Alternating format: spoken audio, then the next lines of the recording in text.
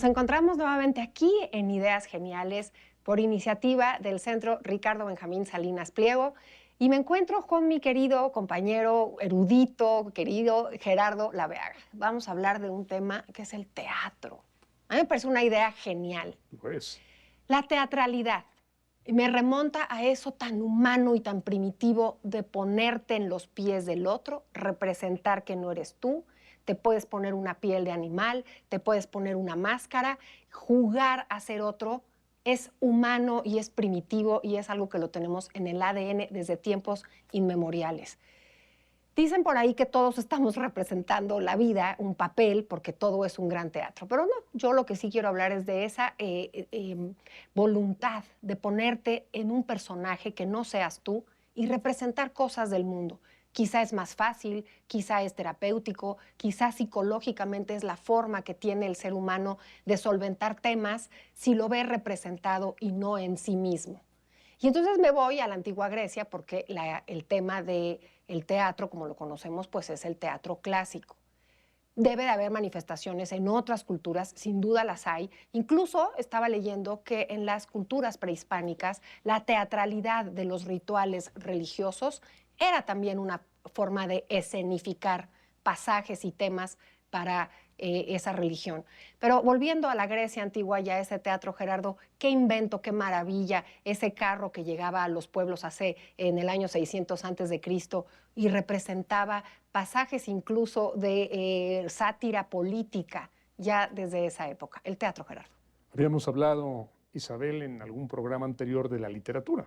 El teatro es una de las grandes expresiones de la literatura, junto con la novela, junto con la poesía. Y hoy, en efecto, hablemos de teatro. De esta forma que tiene la gente de expresarse, de criticar, de contar, de relatar lo que ve y de darle sentido a su escena cuando no hay ni televisión, ni cine, ni internet. Sí, creo que es una idea genial.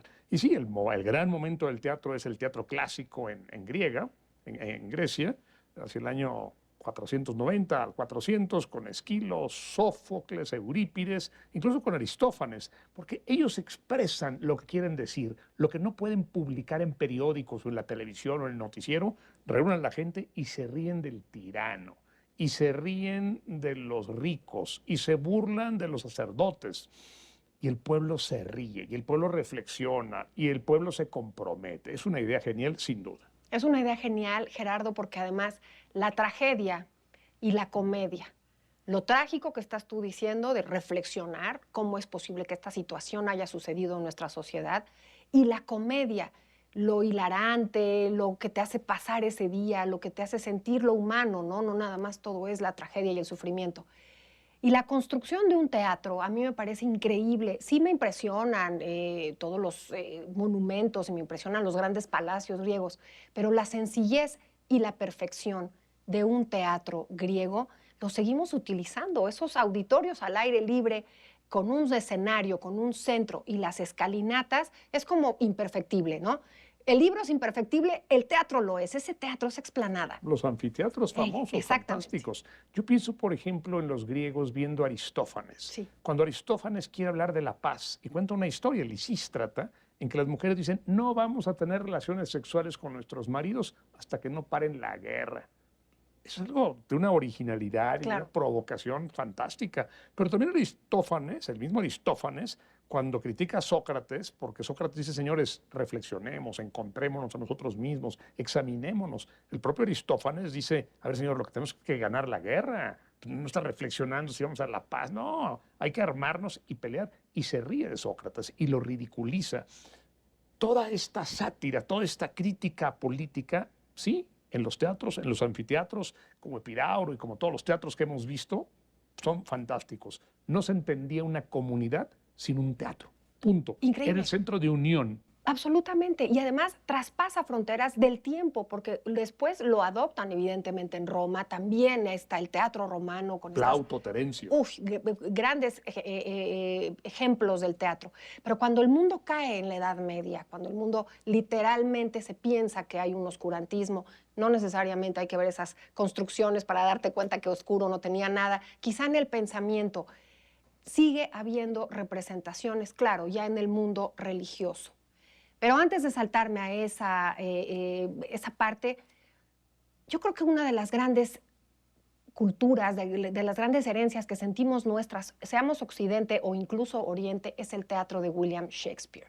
Es lo humano, son las pasiones, es el amor, es la traición, es el amor a los hijos, es la ambición, la brujería, lo esotérico, lo que no conocemos, lo que sí.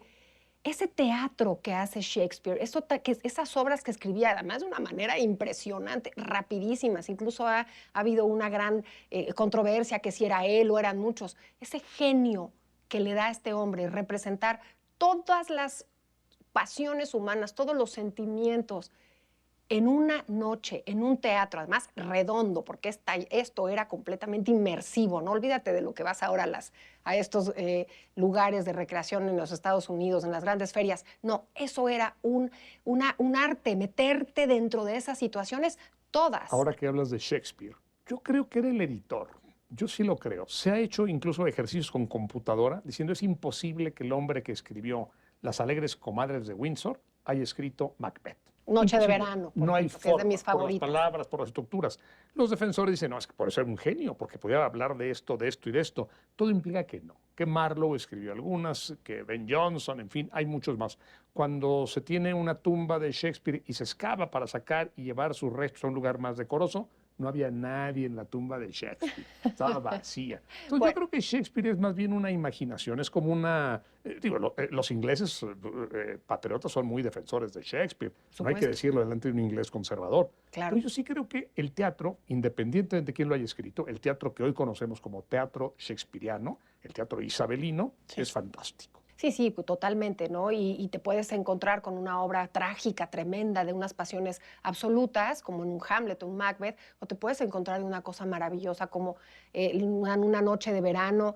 A mí me parece que estaba representado todo aquello que pudiera generarte una reflexión. El teatro es literatura y es una literatura que te hace Sí, reflexionar. pero también es adoctrinamiento, y de eso tú sabes mucho. Bueno, claro. Los autos sacramentales, Sin cuando duda. quieren la iglesia en esa época oscura que tú dices, en el medievo, ya en el principio del Renacimiento, queremos adoctrinar a la gente, qué mejor que el teatro. Claro, como Vean una el ángel representación. bueno y vean al demonio malo, vean cómo le pegan al demonio y vean cómo el bueno que se sube al cielo, es elevado por nuestro Señor. Claro, y que justo a eso iba, a esa justificación. Por ejemplo, ya estamos, digamos, en Nueva España. Caigo nuevamente en lo que me encanta, que es hablar de México y de lo que estamos hechos los mexicanos. Esas representaciones teatrales religiosas, esos autos de fe, en México toman un giro increíble que se llama pastorela. ¿Cómo le vamos a enseñar a esta nueva población? Y en otro programa hablamos del sincretismo religioso. Las ceremonias religiosas de los antiguos mexicanos eran al aire libre. Entonces, en estas capillas al aire libre que hacen los frailes mendicantes del siglo XVI, tienen cabida muchísima gente en estos patios, en estos atrios. Volvemos también al anfiteatro griego. Cuando se hace esa representación, justamente viene la doctrina católica, el bien por encima del mal. El diablo, los pastorcitos son los buenos, cómo van a llevar a buen término. Y no nada más eran las pastorelas con respecto al pecado y al diablo, era también la doctrina se enseñaba en los muros pintados y en las representaciones de estos frailes que hacían la vida de Dios, de Jesús, perdón, no de Dios, de Jesús, la vida de los santos, de las santas, y hacían esa representación. A los mexicanos nos encanta el teatro, nos encantan esas representaciones. Y esta visión de adoctrinamiento va a pasar al siglo XIX, doy un salto grande, podemos regresar si quieres, al teatro de las ideas. Pienso en dos grandes dramaturgos que a mí me entusiasman. Henry Ibsen y Bernard Shaw. Sí, pues. Henry Ibsen tiene una obra que se llama Casa de Muñecas. Una niña que ha crecido, una joven que ha crecido consentida, la niñita linda, y siempre vive en un mundo color de rosa. Y un día tiene que enfrentarse a la realidad y se da cuenta que ella ni es buena madre, ni es buena esposa, porque siempre ha vivido a expensas de Helmer, su marido. Sí. Y un día decide romper y se vive en una casa de muñecas toda mi vida. Me voy. Si no te puedes ir, me voy. No quiero estar ni un día más con este marido y con estos hijos. Y se va. Dicen que es el arranque del feminismo. Esto se presenta a finales del siglo XIX, principios del XX. Claro. Se prohíben todos los teatros de Europa Casa de Muñecas. No hay tele, no hay internet, no hay cine. Sacude Casa de Muñecas. Claro. Pienso en otra, Bernard Shaw, el irlandés. la profesión de la señora Warren, la señora Warren, porque no es alemana, es inglesa, Warren, la señora Warren. Cuando la hija se da cuenta que toda la fortuna de su madre se ha hecho con trabajo sexual, que su madre es una trabajadora sexual. Y dice, mamá, me arrepiento de ti, me das vergüenza. Sí. Y dice, hija, no tienes nada que avergonzarte. Gracias a mi trabajo, que es más digno que el de muchos obreros que están en fábricas ganando 20 centavos al día, yo hice una fortuna y te eduqué a ti en Oxford. Claro. Y gracias a mí eres lo que eres. Pero ese es el cuestionamiento, en un caso de la mujer como madre, en otro caso de la mujer como trabajo sexual. Ese es el teatro de ideas. Porque volvemos al tema de que es más fácil representarlo en otro, es muy fácil, digamos, esa costumbre que tenemos, ponte el disfraz, ponte en personaje para hacer una denuncia o para querer enfatizar algo en la sociedad. El teatro, nuestro siglo de oro de teatro, que es Sigüenza y Góngora, que es Sor Juana Inés, pero ahorita que estabas hablando de Bernard Shaw, a mí me mueve mucho una obra de teatro de un joven, en ese momento muy joven, tiene mal fin desafortunadamente, La casa de Bernarda Alba de García Lorca. Me parece una síntesis de esa España que estaba al borde del precipicio que después se vino, de una sociedad que estaba realmente contenida, la hipocresía máxima. Es una personaje, obra es que Bernardes es España, que tristemente después de la guerra civil regresa con sus todo. hijas, ¿cómo se llaman? Milagro, sacrificio. Ay, olvidé el nombre, No, pero sí, claro. Todos tienen nombres horrorosos. Uno recuerdo que se llama Sacrificio. Milagros hay una. Milagros, probablemente, pero son una de las obras que más me movió de niña, porque evidentemente es una denuncia social muy profunda. Desafortunadamente, bueno, la Guerra Civil Española regresará pues a una sociedad reprimida. Pero el teatro es eso, el teatro es la sociedad. Y esta denuncia también la había hecho en Rusia Chekhov, sí, a través del teatro, sí, donde va demostrando cómo la clase rica se va quedando pobre y cómo las clases medias se van disolviendo en las clases populares. Claro, corrígeme, ¿El padre es de Chekhov? ¿Esta obra también brutal? No, es de... Lo más parecido es El tío Vania. Bueno, pero son todas estos grandes personajes que lo que hacen es englobar la sociedad, el gobierno, ¿no? Literatura, finalmente, ¿no? Sí, sin duda. Y pienso en el teatro contemporáneo, un teatro bien complicado, en que ya no se entiende solo el teatro sin el espectador. Piensa en Esperando a Godot, de Samuel Beckett, este irlandés simpaticísimo, dos mendigos que están esperando a que llegue Godot. Y pasan dos larguísimos actos en que nunca llega Godot. Y hoy llega Godot, sí, seguro llega, no creo que llegue, seguro va a llegar, espéralo. Y al día siguiente regresan, hoy sí llega, no va a llegar. Dos actos largos y al final no llega Godot. Este hombre ganó el premio Nobel, Samuel Beckett, y la gente interpreta como que todos esperamos algo en la vida.